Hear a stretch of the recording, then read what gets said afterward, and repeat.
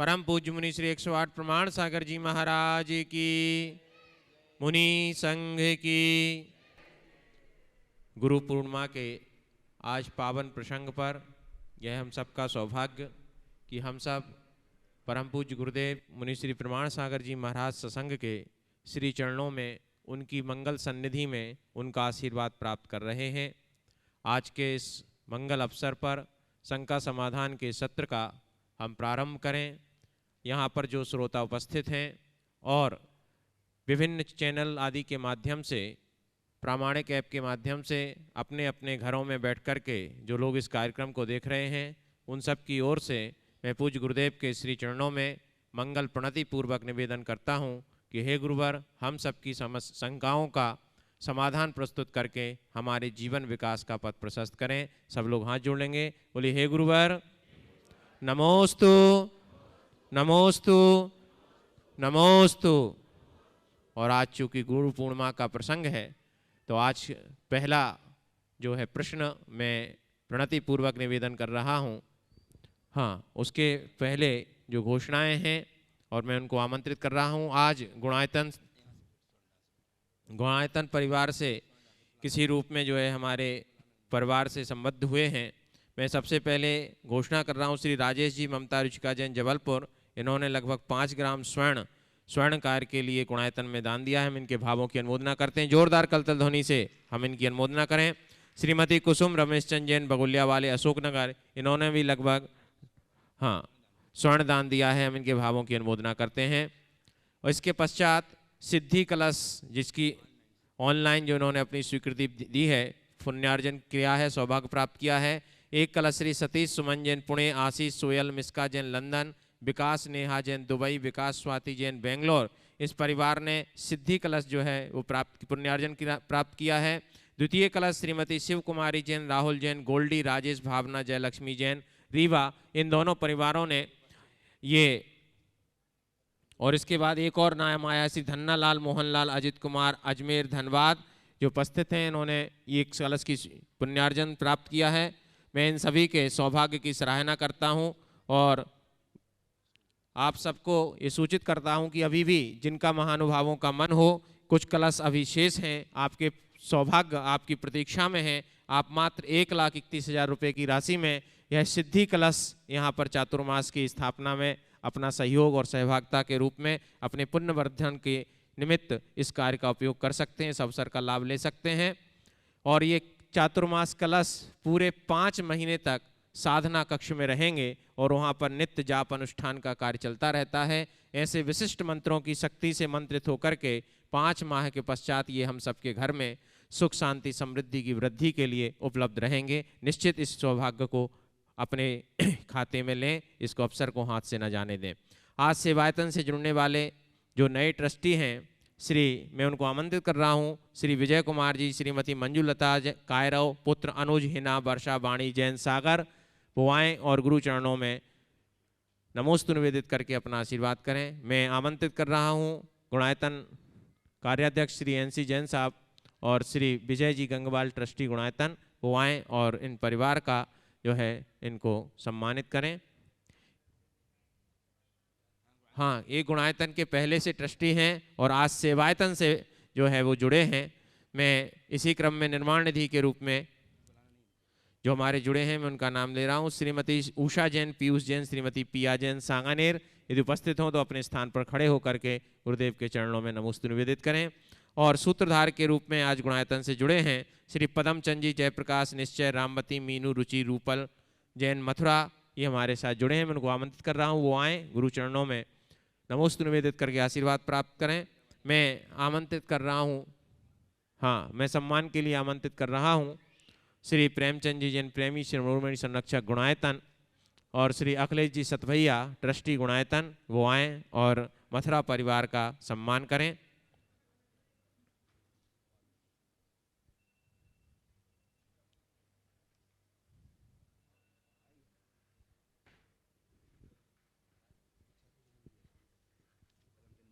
और इस परिवार ने, पदमचंद जी जैन, जयप्रकाश जी मथुरा परिवार ने एक छत्र भी जो है गुणायतन, चांदी का एक छत्र, रजत छत्र जो है गुणायतन में समर्पित किया है। हम इनके भावों की जोरदार करतल ध्वनि से अनुमोदना करते हैं और इनको साधुवाद देते हैं।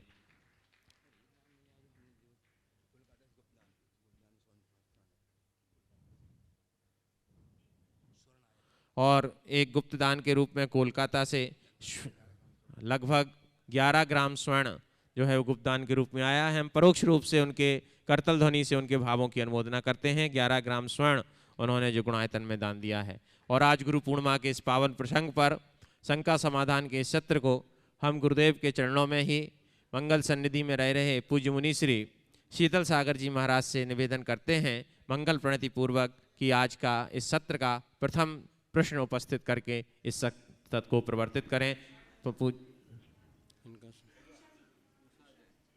आप चलिए उषा जी, प्रेमी जी एक बार और मैं हाँ सुरेंद्र जी मालथोन इनको आमंत्रित कर रहा हूं कि वो उषा जी परिवार है इनको सम्मानित करें। सुरेंद्र जी मालथोन और प्रेमी जी।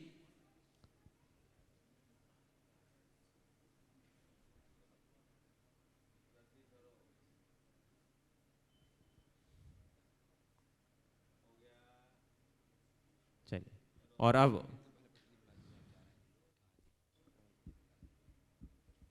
हाँ मैं निवेदन कर रहा हूं मंगल प्रणति पूर्वक परम पूज्य मुनि श्री शीतल सागर जी महाराज के श्री चरणों में कि आज के प्रथम प्रश्न के माध्यम से आज सत्र का मंगलमय प्रारंभ करें।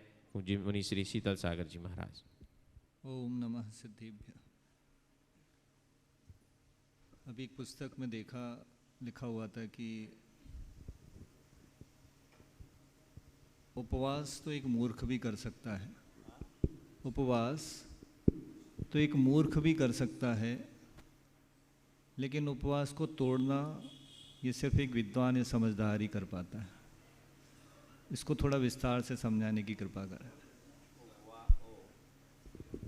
बड़ा विचित्र वाक्य है। उपवास तो मूर्ख भी कर सकता है, पर उपवास को तोड़ना समझदारी का काम। अब मुझे नहीं मालूम ये किसका वाक्य है और किस संदर्भ में कहा गया, लेकिन जब इसे आम दृष्टि से देखा जाएगा तो ये अटपटा लगेगा। लेकिन चूँकि मैं चीज़ों को सकारात्मक दृष्टि से देखता हूँ तो मुझे बात में सार्थकता दिखती है। इसका तात्पर्य ये है, ये लिया जा सकता है कि उपवास करने के लिए हमें ज़्यादा कुछ नहीं करना, लेकिन पालना करने के लिए अतिरिक्त सावधानी रखनी चाहिए। क्या खाना, कब खाना, कैसे खाना, कितना खाना। यदि उस क्रम का उल्लंघन कर ले तो मामला गड़बड़ हो जाता है। इसलिए पालना करने वाले विवेक से करें और पालना कराने वाले उससे ज़्यादा विवेक रखें। मैं आपको बताता हूँ, एक साधक ने 3 उपवास किए।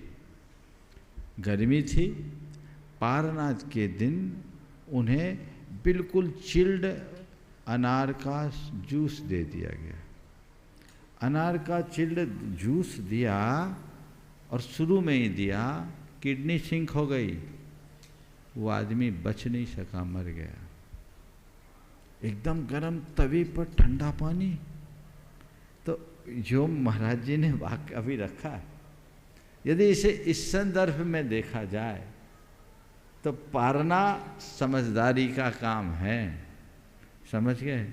इसलिए पालना के टाइम भी सबको ख्याल रखना चाहिए। बहुत अच्छा और इसी क्रम में अपना ख्याल रखो और जिनकी पालना हो रही है उनका भी ख्याल रखो। तुम लोगों को देने से मतलब है, सामने वाले के अंदर क्या जाए नहीं जाए हमको कोई लेना देना नहीं, हम तो दे दिए। तो कई बार ये भी एक परिचय बन जाता है, इससे बचो। हाँ, मैं मंगल प्रणति पूर्वक निवेदन कर रहा हूँ परम पूज्य मुनि श्री निर्वेक सागर जी महाराज से श्री चरणों में कि आज अपना एक प्रश्न उपस्थित करें। भैया माइक चालू करें। ओ मुनि श्री के चरणों में नमन करते हुए, सुना है जिसके जीवन में गुरु नहीं उसका जीवन शुरू नहीं। और आज गुरु पूर्णिमा के पावन अवसर पर लाखों भक्त और शिष्य अपने गुरु की आराधना के लिए समर्पित होते हैं। और शिष्य का जीवन कैसा होना चाहिए, आज प्रातःकालीन सत्र में आपने संक्षिप्त में बहुत कुछ बातें शिष्यों के लिए समझा दी। इतिहास की एक घटना गुरु भक्ति के लिए प्रसिद्ध है कि धनुर्विद्या की कामना को लेकर के एकलव्य गुरु की खोज में निकला और वो जिस गुरु के पास पहुंचा उन्होंने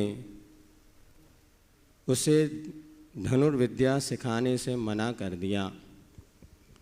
लेकिन आस्था और समर्पण का ये परिणाम रहा कि उसने गुरु की प्रतिमा बना कर के वह धनुर्विद्या में सफलता हासिल करी।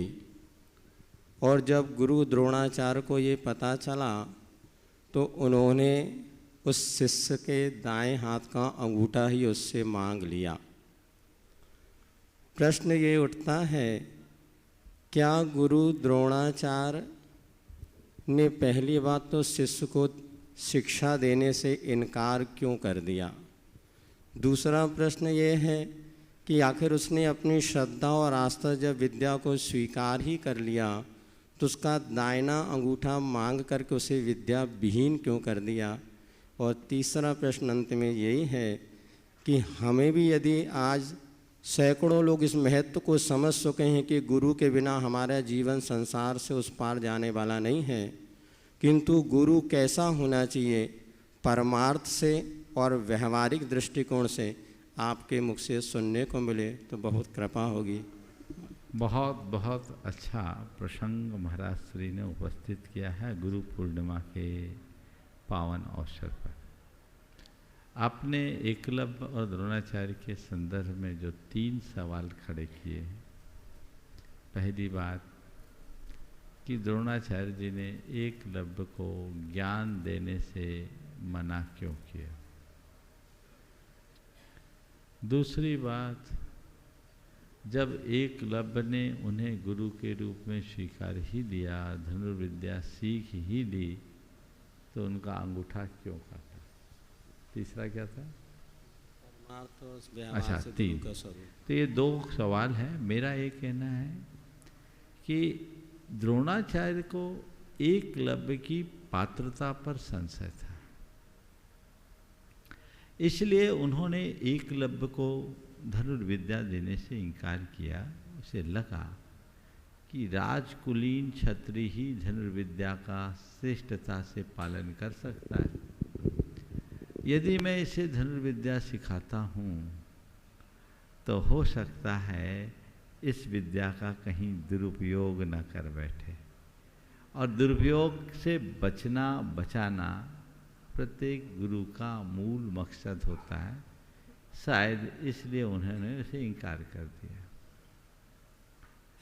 बाद में अंगूठा क्यों काटा? उसके पीछे एक कारण था।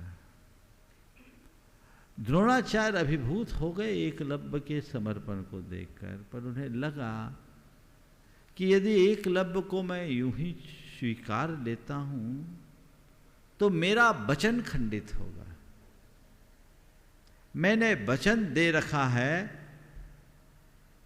कि मैं अर्जुन को इस धरती का सर्वश्रेष्ठ धनुर्धर बनाऊंगा, और यदि उसका स्थान एकलव्य ले लेगा तो मेरे वचन खंडित होंगे। तो अपने वचन को कायम रखने के लिए और शिष्य पर अपना अधिकार मानकर उन्होंने अंगूठा लिया, और लिया नहीं, एकलव्य ने गुरु दक्षिणा में दिया। और मैं मानता हूं इसी घटना ने एकलव्य को अमर बना दिया। यदि ये प्रसंग नहीं होता तो आज एकलव्य के प्रति जो आदर और सम्मान है वह कभी घटित नहीं होता। पारमार्थिक क्षेत्र में या लौकिक क्षेत्र में गुरु कैसा होना चाहिए? गुरु शब्द 2 अक्षरों के मेल से बना है। गु और रू। गु यानी अंधेरा और रू यानी रोशनी।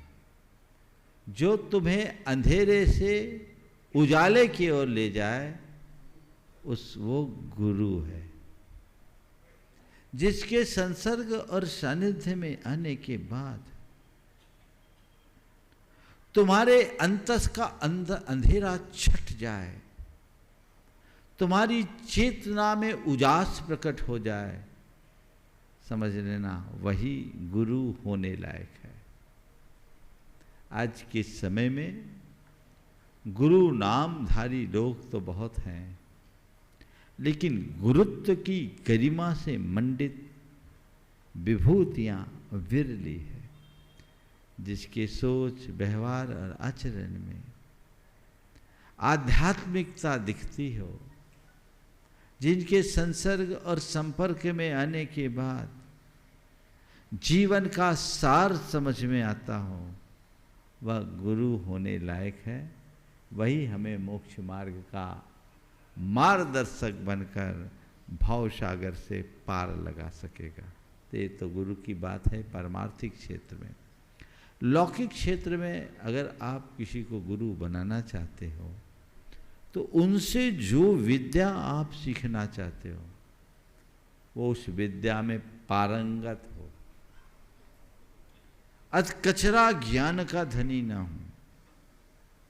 जो आप उससे पढ़ना चाहते हो या जो आप उससे जानना चाहते हो उसमें उसकी महारत होनी चाहिए।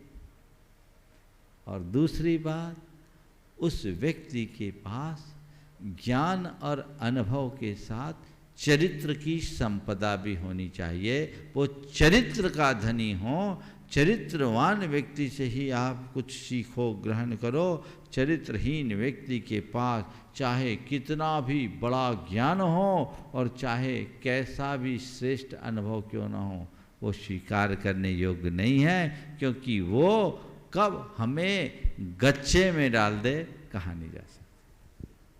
और अब मैं आमंत्रित कर रहा हूं श्री अखिलेश जी सतभैया, ट्रस्टी गुणायतन, और तैयार रहेंगे श्री अशोक जैन अरहंत, मंत्री सकल दिगंबर जैन समाज विदिशा।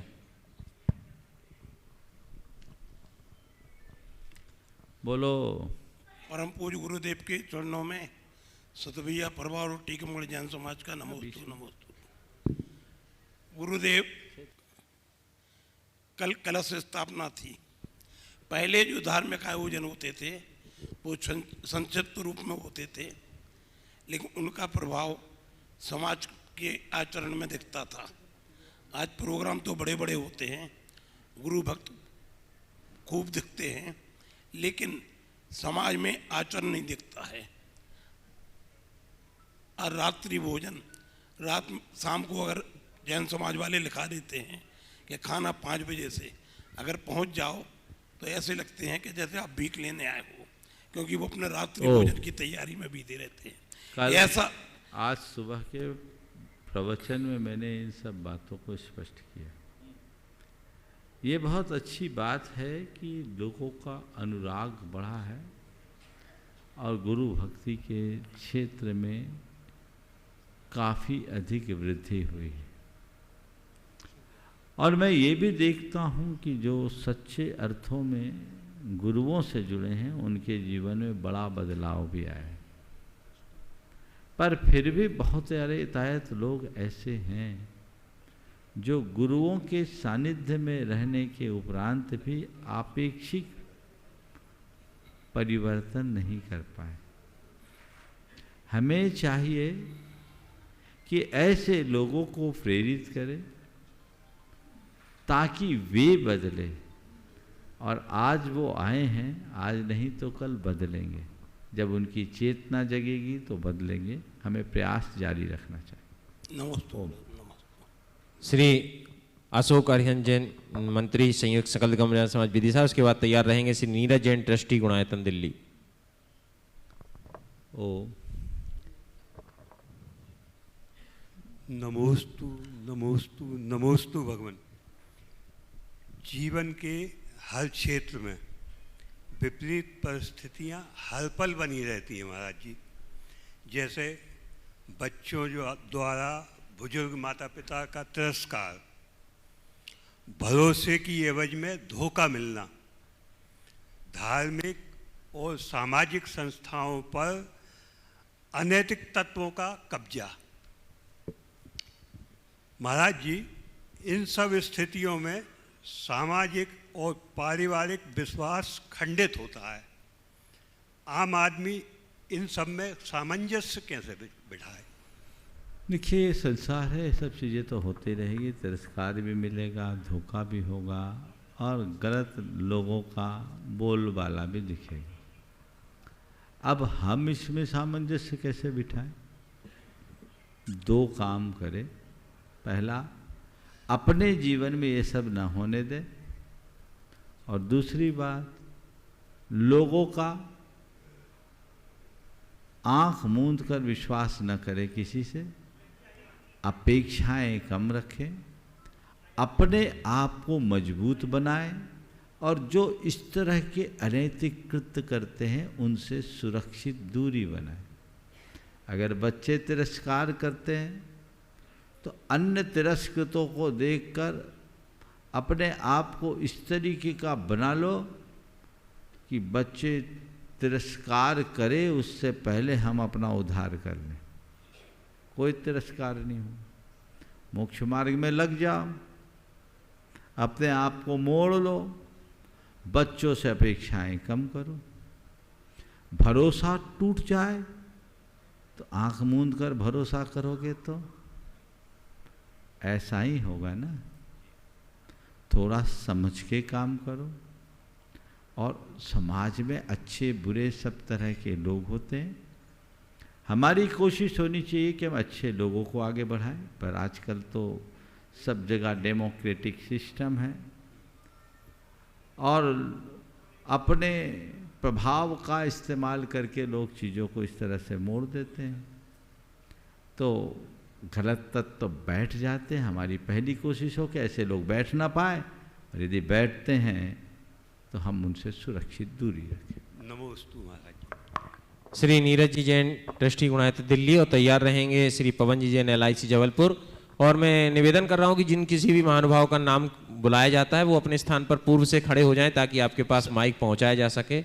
सभी श्री गुरु भगवंतों के चरणों में मेरा सशत वंदन, सबको अभिनंदन।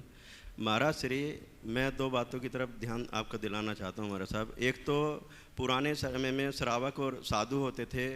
श्रावक जो होते थे पहले से पुराने समय में अपने व्रतों का उन्हें ध्यान होता था और साधुपना भी नहीं ले पाते थे, लेकिन साधुओं के नियमों का भी भली भांति ज्ञान होता था उन्हें। तो जब भी शास्त्रों में ये उपाधि दी गई है श्रावक को कि अगर साधु संयम से चलायमान होता है तो अम्मा पिया के समान है और वो हमें संयम में स्थिर कर सकते हैं डांट के भी। उसके बाद महाराज श्री, आज जो समय है, साधु आप देखते हैं कई साधु चलायमान हो जाते हैं, तो उनमें सबसे बड़ा दोष साधु का मानते हैं कि साधु चलायमान है, इनका दोष है। और जो गुरु भक्त बताते हैं उनको कि जी मैं इनका सबसे बड़ा गुरु भक्त हूँ, वही सबसे बड़े विरोधी बन के खड़े हो जाते हैं, जिसमें कि वो ये नहीं समझ पाते कि उनके संयम को घातक सिद्ध करने में उनका भी बहुत बड़ा हाथ है। महाराज श्री, आज के परिवेश में क्या हो रहा है महाराज साहब कि साधु अपने संयम का पालन करना चाहते हैं, लेकिन श्रावक जो हैं बोलते हैं कि महाराज साहब आजकल तो AC है, चलता है, गर्मी बहुत है, आपकी वजह से नहीं, हमने सुस्त दबाया, क्या दिक्कत है। सर्दियों में हीटर चला देते हैं साधु के लिए, उसमें भी कहते हैं कि आपका कोई नहीं, सब सर्दी बहुत है महाराज श्री। लेकिन वो ये नहीं समझते कि ये साधु के विपरीत अनुकूल है, प्रतिकूल है, जो उनके संयम में घातक है। महाराज श्री, दो बातें और बात समझ गया। हाँ, अच्छा महाराज साहब, आजकल जी महाराज साहब संक्षेप में ही है, बात समझ गया, उत्तर लो। जी महाराज साहब, एक पंक्ति में उत्तर देता। जी महाराज साहब, अगर श्रावक विवेकी होगा तो साधु अपने आप संयत रहेगा। जी महाराज साहब, और श्रावक अपना विवेक खो दे तो साधु समाज भी भ्रष्ट होगा। श्रावकों का कर्तव्य है कि वे विवेक मत्ता से अपने जीवन को आगे बढ़ाए, साधुओं की भक्ति करे, सेवा करे, पर ऐसा कोई कृत्य न करे जिससे साधुओं में शिथिलाचार आए। मैं आप सबके लिए एक ही सवाल करता हूँ, यदि आपके हाथ से कोई मूर्ति, भगवान की मूर्ति खंडित हो जाए धोखे से भी, तो आपके मन पर क्या बीतेगी? बोलो, दुख होगा कि नहीं? बिल्कुल। उसको पाप समझोगे कि नहीं? जी महाराज। वो पाप है ना। तुम्हारे हाथ से एक मूर्ति खंडित हुई, तुम्हें तकलीफ हुई, और तुम्हारे किसी कृत्य से किसी साधु की साधुता खंडित हुई, क्यों तकलीफ नहीं हुई? वो भी तो एक मूर्ति है, उसकी भी तकलीफ होनी चाहिए। बस इतनी बात सोच लो, फिर कोई समस्या नहीं हो। कदाचित दोनों चीज़ें हैं, साधुओं में किसी वजह से स्खलन आ गया तो उनके स्थितिकरण का प्रयास करना चाहिए, और वह भी उपगूहन पूर्वक, तब धर्म चलेगा। हल्ला मचाने से कुछ नहीं होगा। धन्यवाद महाराज। श्री पवनजी जैन LIC जबलपुर, अध्यक्ष पूर्वाध्यक्ष राष्ट्रीय दिगंबर जैन विवाह महासंघ जबलपुर, इसके साथ में श्री शैलेश जैन आदिनाथ जबलपुर, और तैयार रहेंगे श्री सुरेंद्र जी मालथौन। इकट्ठे हो जाओ, एक जन पूछो। हाँ, नवोस्तु महाराज जी, नवोस्तु महाराज जी। महाराज जी, पैर में मोच और आदमी की सोची सोच आगे नहीं बढ़ने देती, हम इसमें अपने आप को कैसे रखें कि दूसरों को खुश कर सकें? पैर में मोच, आदमी की सोच, आदमी को चोट आदमी आगे नहीं बढ़ने देती। तो मैं एक ही बात बोलता हूँ, पैर में मोच आने पर उसको बांधना पड़ता है, समझ गए? पैर में मोच आने पर उसे बांधना पड़ता है ताकि वो मोच ठीक हो जाए, और आदमी की सोच में विकृति आने पर उसे मोड़ना पड़ता है, उसमें लोच लाना पड़ता है ताकि ठीक हो जाए। तो बस ये चीज़ें अपना लो, सब अपने आप ठीक हो जाएगी। चलिए। श्री सुरेंद्र जी जैन मालथौन श्रोमणी संरक्षक गुणायतन, और तैयार रहेंगे श्री विजय जी गंगवाल गुवाहाटी ट्रस्टी गुणायतन। मुनिद्वय के चरणों में नमोस्तु। महाराज श्री, सबसे पहले तो इस मंच के प्रति भारतवर्ष की समाज की ओर से हम कृतज्ञता ज्ञापित करते हैं कि इस मंच के माध्यम से आध्यात्मिक और धार्मिक प्रश्नों का समाधान होता है। साथ ही साथ कृतज्ञता इस बात पर ज्ञापित कर रहे हैं कि इस मंच के माध्यम से सांसारिक विषयों और सांसारिक समस्याओं की शंकाओं का समाधान भी होता है।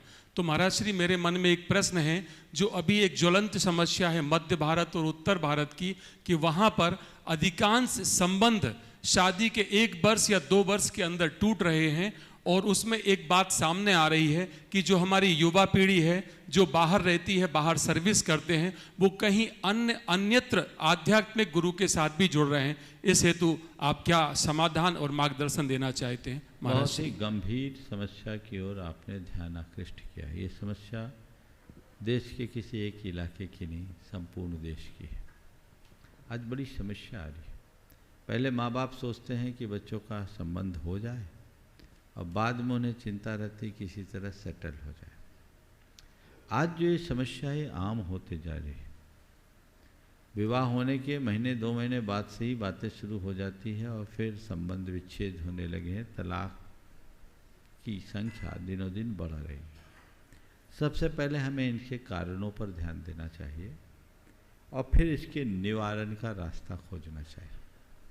मेरे देखे इस तरह के कृत्यों के कारणों में सबसे पहला कारण है आज की शिक्षा प्रणाली। शिक्षा ने हमारी सोच और संस्कार को खत्म कर दिया। जब सोच और संस्कार बिगड़ जाएंगे तो ये चीज़ें आम हो जाएंगी। दूसरी बात,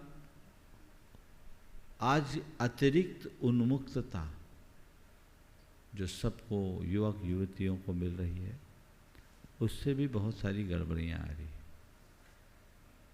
तीसरी बात, अधिक उम्र में विवाह,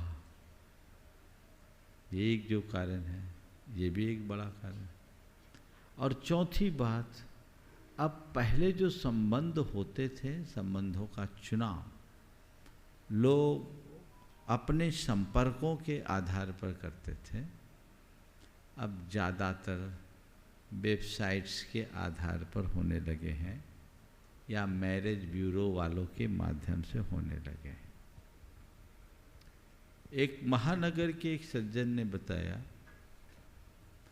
कि उनके यहाँ एक साल में 10 शादियाँ हुई और कोई शादी छोटी मोटी शादी नहीं हुई, सब बहुत मोटी रकम वाली, और 10 में से 4 तलाक हो गए।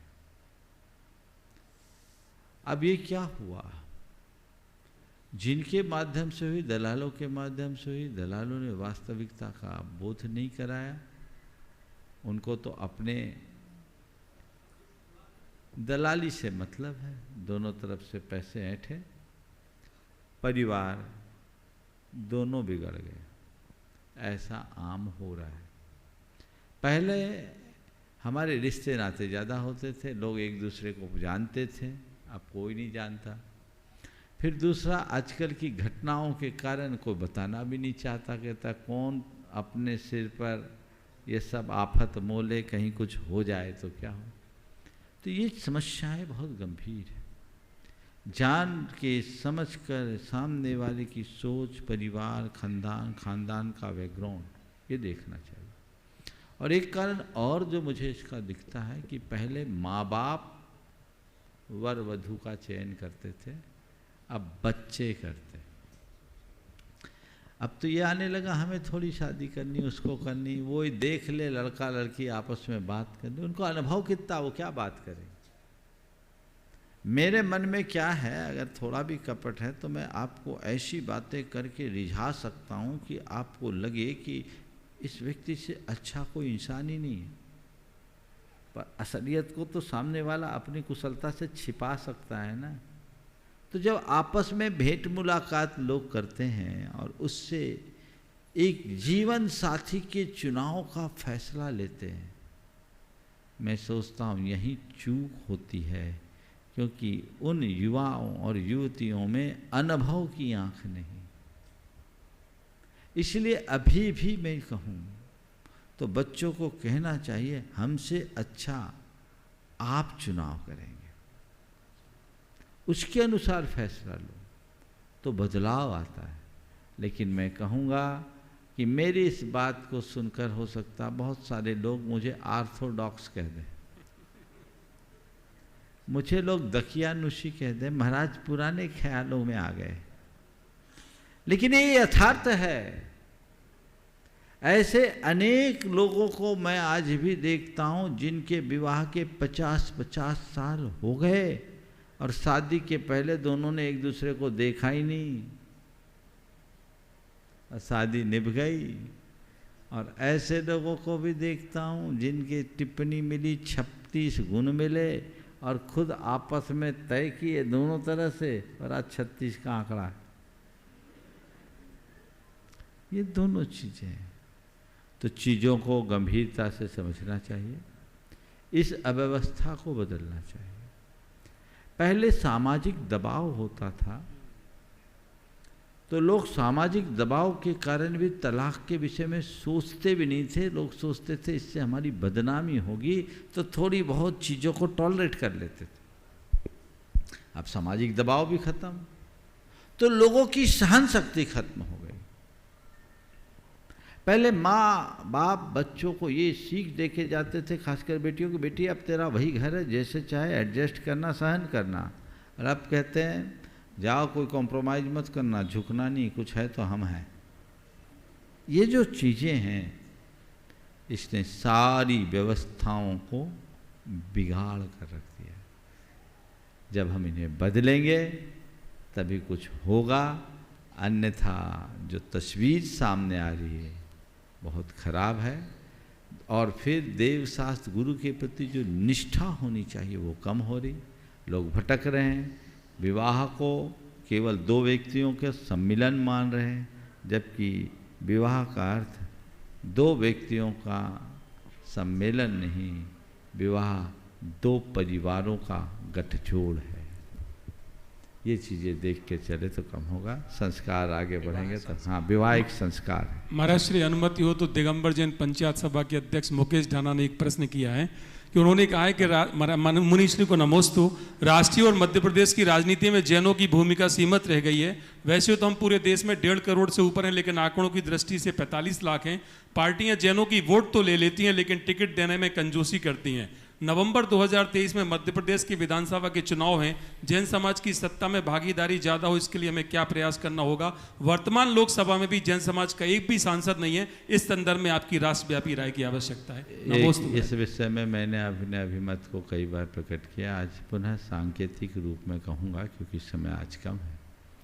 बात केवल इतनी कहूँगा कि जैन समाज में राजनीतिक चेतना जगे, और जो लोग अपने अंदर ऐसा हुनर रखते हैं कि वो आगे बढ़कर चुनाव लड़े, चुनाव जीत सके और जैनों का प्रतिनिधित्व कर सके, समाज को उन्हें आगे बढ़ाना चाहिए।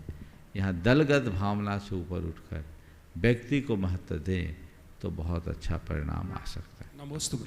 श्री विजय जी गंगवाल, गुवाहाटी ट्रस्टी गुणायतन। इसके बाद तैयार रहेंगे श्री अतुल शीतल, वंदना राधानी, मेरे परम श्रद्धेय गुरु के चरणों में मेरा, मेरे परिवार और श्री दिगंबर जैन समाज गुवाहाटी का नमोस्तु। और हमारे यहाँ प्रमुख सागर जी महाराज का सत्संग विराजमान, उन्होंने भी नमोस्तु निवेदन किया। सवाल करो जल्दी से। मुनि जी कहते हैं, आपका व्यवहार आपके परिवार का दर्पण है। किसी व्यक्ति विशेष के व्यवहार से हम उनके परिवार का आंकलन कर लेते हैं कि उसका परिवार कैसा होगा। प्रश्न यह है कि हम अपने व्यक्तित्व को प्रभावकारी कैसे बनाएं ताकि हम स्वयं के साथ साथ दूसरे के आदर्श बन सकें। व्यक्तित्व को प्रभावशाली कैसे बनाएं कि स्वयं के साथ दूसरों के लिए भी आदर्श बन सके। आजकल तो पर्सनालिटी डेवलपमेंट के बहुत सारे कोर्स चलते हैं।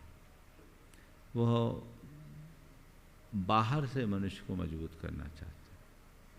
मैं बहुत संक्षेप में 4 सूत्र देना चाहता हूँ जो हमारे व्यक्तित्व को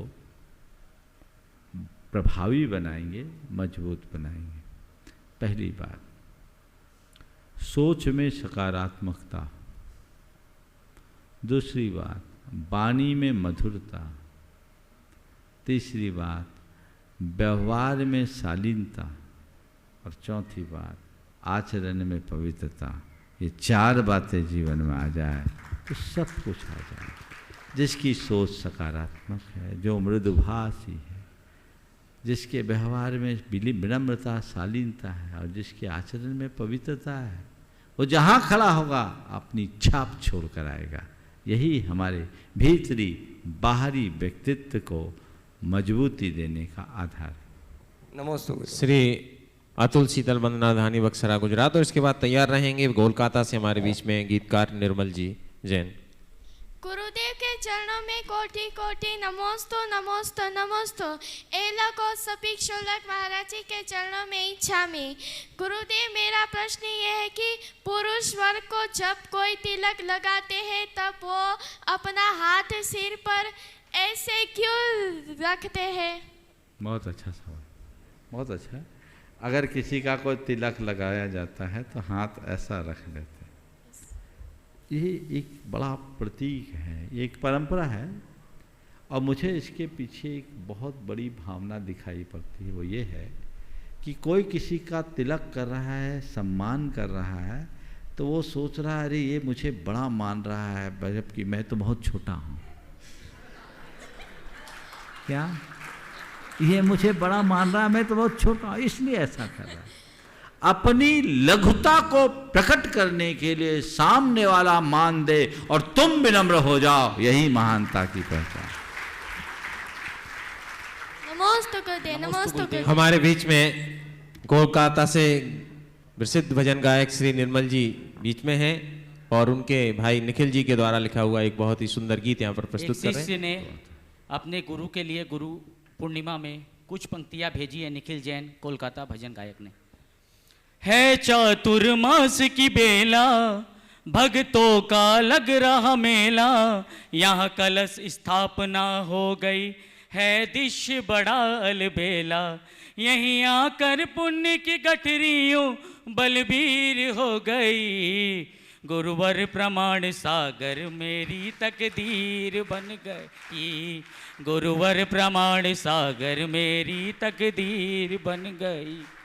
सम्मेद शिखर की धरती गुणायतन स्वागत करती, सम्मेद शिखर की धरती गुणायतन स्वागत करती। यहाँ गुरुवर में जिनवर की प्यारी तस्वीर उभरती, यहाँ गुरुवर में जिनवर की प्यारी तस्वीर उभरती।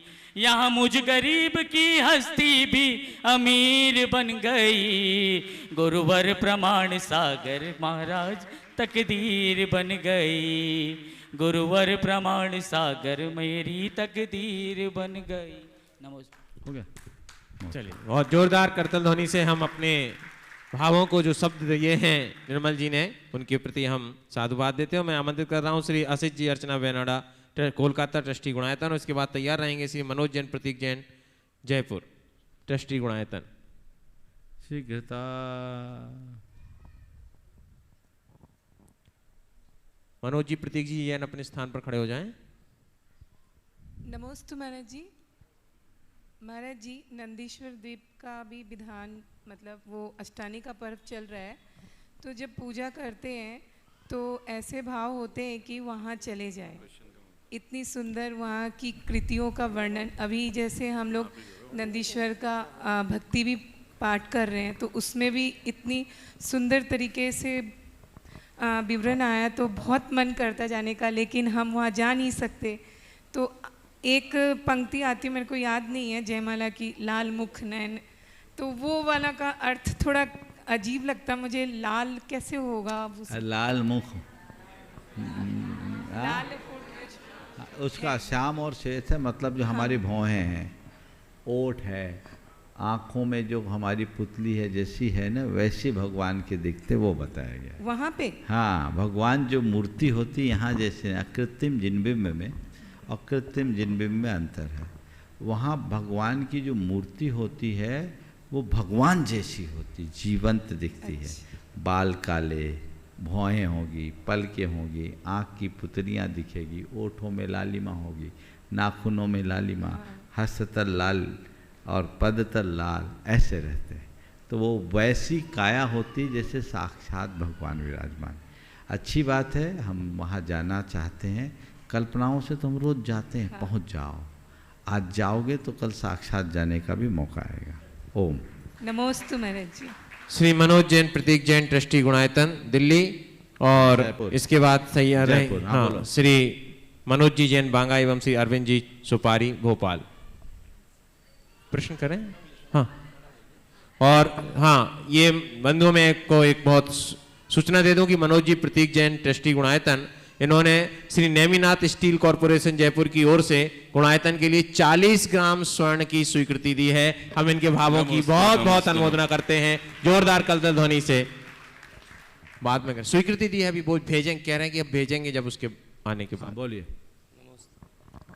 गुरुवर, एकदम से क्वेश्चन था दिमाग में, लेकिन एक क्वेश्चन जो मेरे हमेशा घूमता रहता है कि आज हम जिस माहौल में हैं, हमारी जैसे जो भी पीढ़ी चल रही है कि सबके परिवार में एक एक बच्चा, सब उसी कॉन्सेप्ट पे आ गए हैं, तो ये हमारे समाज में मतलब बिल्कुल इसको ख़त्म करने की पोजीशन पे आ रहा है, और भविष्य समझ नहीं आ रहा है, एक एक बच्चे से आदमी कहाँ जाएगा, तो ये समाज कहाँ जाएगा, कौन संभालेगा इस समाज को आगे? ये बहुत गंभीर समस्या है और इस पर मैंने अनेक बार मार्गदर्शन भी दिया।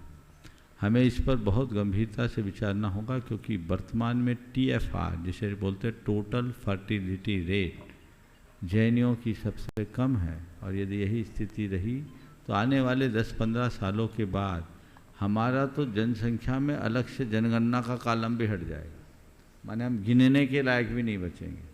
इसलिए लोगों को चाहिए, जैनत्व, जैन धर्म को जीवंत बनाए रखना चाहते हैं तो इसके लिए विचार करें और इस कंसेप्ट को बदले। जैसे पहले भला पूरा परिवार होता था, तो कम से कम आज 2 तो रखो, एक ही बात क्या। अब तो कई ऐसे भी हैं जो एक भी नहीं चाहते, बड़ी विचित्रता है, इनसे बचना चाहिए। नमोस्तु गुरुवर। नमस्ते। श्री मनोज जी जैन बांगा एवं अरविंद जी सुपारी भोपाल, इसके बाद तैयार रहेंगे श्री प्रेमचंद जी प्रेमी, अध्यक्ष दयोदय महासंघ। बार नमोस्तु महाराज श्री। महाराज श्री, हम जाप का नियम ले लेते हैं, कई बार जाप लेते हैं, मंदिर में अथवा घर पे ना दे पाए, वो अगर चलते रास्ते या कहीं आते जाते में अगर हम जाप देते हैं तो क्या वो जाप की गिनती में आएगी? देखिए, चलते फिरते जाप देना बुरा नहीं है, जाप देते रहो, कुछ भी करो, भगवान का नाम लो, लेकिन जो हमने संकल्प लिया उसे एक चित्त से बैठ कर के ही करना चाहिए, है ना। और जो संकल्प लिया उसको निभाओ, कभी कदाचित छूट जाए तो घर जाकर उसकी पूर्ति करो। ओह, चलिए। मुनि श्री के चरणों में नमोस्तु और एलक जी शुल्लक जी के चरणों में क्षामी। महाराज श्री देवोदय महासंघ से राकेश जी, अभिषेक जी और पूरे देवोदय महासंघ परिवार ने नमोस्तु निवेदित किया है।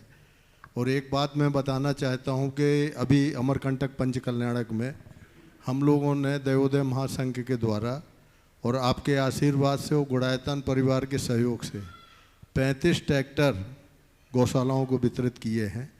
और इस ट्रैक्टर को जो वितरित किया है इसमें ये रितेश जी हैं, अशोकनगर रहते हैं, इनकी डीलरशिप है अशोकनगर में। इन्होंने कंपनी से बात करके उसका CSR फंड हम लोगों को दिलाया और लगभग 1.25 लाख रुपए हम लोगों को सस्ता पड़ा ट्रैक्टर। ऐसे करके 4 लाख रुपए गुड़ायतन के सहयोग से जो पूर्व में हम लोगों के पास राशि आई थी वो, और लगभग 1.25 लाख रुपए CSR का फंड हमको इनके द्वारा प्राप्त हुआ। इसके लिए देवोदय महासंघ आपसे आशीर्वाद की कामना करता है कि आगे भी ऐसा हम लोगों को सहयोग मिलता रहे और गुड़ायतन परिवार का बहुत बहुत आभार व्यक्त करता है। देखिए, बहुत अच्छी बात है, देवोदय महासंघ बहुत अच्छा काम कर रहा है और उत्तरोत्तर करता रहेगा। मैं सदैव जीव दया के लिए प्रेरणा देता रहा हूँ और मैं तो हमेशा कहता हूँ हर धार्मिक अनुष्ठान तभी सफल माना जाता है जब हम उसके साथ जीव दया का कार्य करें। मुझे बहुत प्रसन्नता है, आचार्य गुरुवर के निर्देशानुसार आप लोगों ने एक अच्छा उपक्रम किया है। इसका लाभ गौशालाओं को मिलेगा और इसके दूरगामी परिणाम बहुत अच्छे आएंगे। मैं और लोगों से भी कहना चाहूँगा कि आप देवोदय महासंघ का हाथ हमेशा मजबूत करते रहें ताकि घर बैठे आपको पुण्य का लाभ भी मिले। आशीर्वाद। प्रश्न कर लूँ? रन दो। डॉक्टर के गंगवाल, उसके बाद तैयार रहेंगे डॉक्टर मयूर जी जैन, जबलपुर, ट्रस्टी गुड़ायतन। मयूर जी अपने स्थान पर खड़े हो जाएं। ध्यान मूलम गुरुर्मूर्ति पूजा मूलम गुरुपदम मूलमूत्रम गुरु वाक्यम मोक्ष मूत्रम गुरुपूर्वा। गुरुदेव, आपके चरणों में त्रिवार वंदन। गुरुदेव, मेरा सवाल ये गुरु और शिष्य का रिलेशन के बारे में है, संबंध के बारे में है। क्या हमारी जैन परंपरा में भी ये शक्तिपात होता है जब गुरु अपनी आध्यात्मिक ऊर्जा अपने शिष्य को देता है, और ये देने की प्रक्रिया कई अलग अलग धर्मों में अलग अलग ढंग से की जाती है। कई बार ये आँखों से दी जाती है, कई बार स्पर्श से दी जाती है। और मुक्तानंद जैसे जिनके लाखों फॉलोअर्स पूना में है, महाराष्ट्र में है, वो पिंची के जरिए ये दीक्षा देते थे। इसका मतलब ऐसे उनके सर पे वो रख देते थे और वो आदमी का आध्यात्मिक परिवर्तन हो जाता था, आध्यात्मिक परिवर्तन हो जाता था। गुरुवर, ऐसी कोई प्रक्रिया जैन धर्म में भी है? क्योंकि गुरुवर, जब जब मैं विद्यासागर जी गुरुदेव की वैयावृत्ति करता था तब उनके शरीर को जब छूता था तो इलेक्ट्रिकल करंट जैसे कई बार वाइब्रेशन आ जाते थे, करेक्ट करंट जैसे।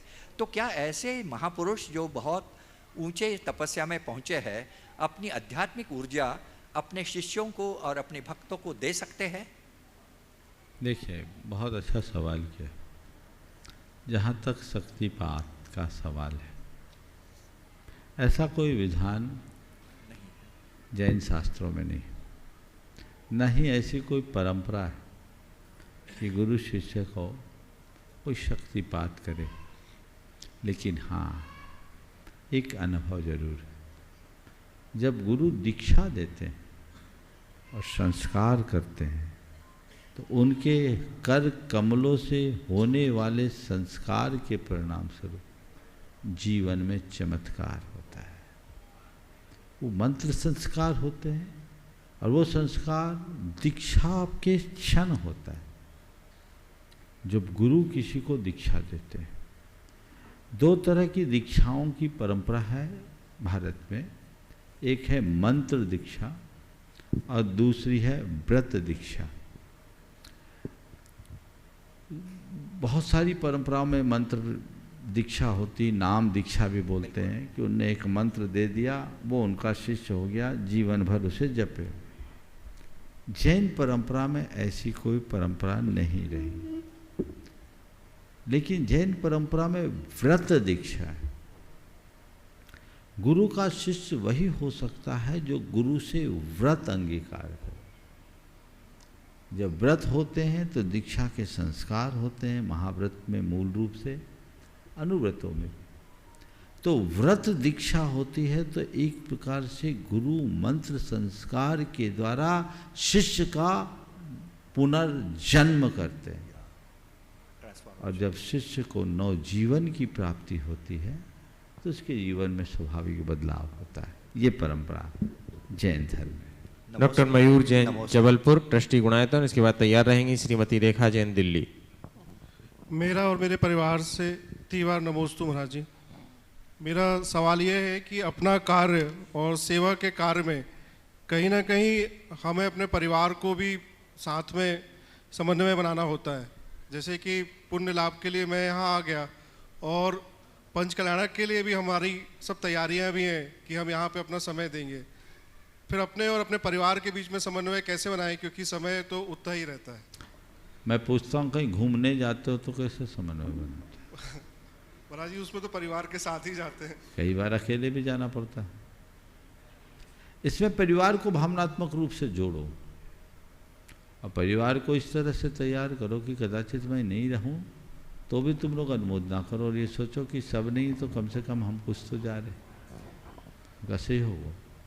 और इस तरह के जितने भी लोग, बहुत सारे, मुझे बहुत प्रसन्नता है आप सब लोग पंच कल्याणक के लिए एक पैर से खड़े होकर काम करने को कटिबद्ध हैं। अभी से घर के लोगों की मानसिकता बनाओ और व्यवस्था भी ऐसी बना लो कि आपकी जगह वो संभाल ले। ऐसे भी ज़्यादातर होता है आजकल, तो यही होता है, पति खरीदी पे जाता है तो पत्नी दुकान संभालती है, होता है ना।